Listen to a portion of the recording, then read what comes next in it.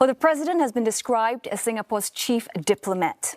What unique traits do you possess that will help you represent Singapore on the global stage?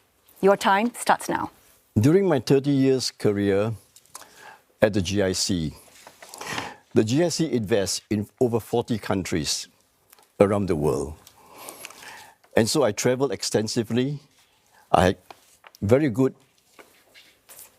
connections, friendships even, with key policy makers, ministers for finance, even former prime ministers, and above all, businessmen, corporate executives. So they all know me. They know me because of my work at the GIC and because the GIC is a very well-known sovereign wealth fund. So I will be able to engage people from overseas when they come to visit Singapore when I travel overseas. I'll be able to engage them in meaningful conversation. And at the same time, I will be able to discuss with them what are the issues that will be of concern to foreign leaders. When they visit Singapore, for example, the most important thing is for me to be able to project Singapore, that although we are a small country, but we do have influence. But that influence depends on my ability, as well as that of the government, to project Singapore's reputation. Thank you, Mr. Ng. Mr. Tharman, you're up next, and your time starts now. Well, first, I agree with Kok Song's last point. To represent Singapore effectively on the world stage, you have to be able to work with government. The president represents Singapore, and he has to work closely with the government and know what Singapore's interests are. It's been really my privilege to be able to serve Singapore internationally, both through my leadership of various international councils, as well as in building up a solid set of relationships with senior figures in Asia, in the West, in the developing world.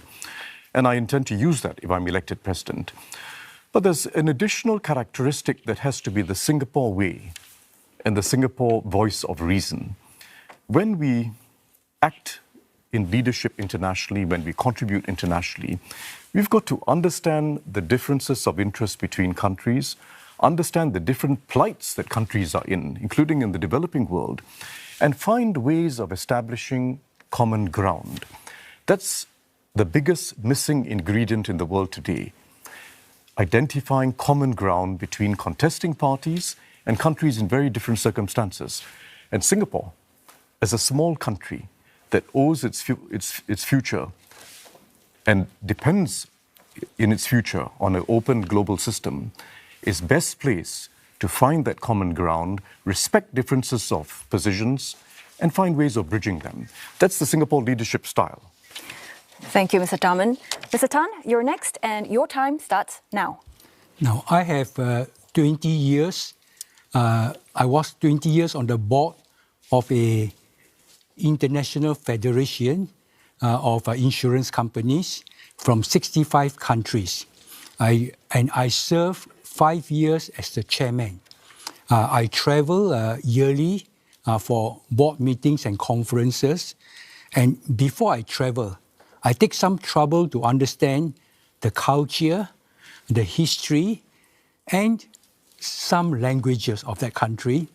I know songs in many languages through this travel. I think we should pay respect to other countries, and in turn, they will like us. Although Singapore is a very small country, I was privileged to be elected as the chairman and serve for 5 years. I understand the international position of Singapore. We want to promote international cooperation, international trade, and international peace. And we want to have good friendly relations with neighboring countries. So those are the government's position, and I also believe in those positions, and I would be happy to project them. Thank you.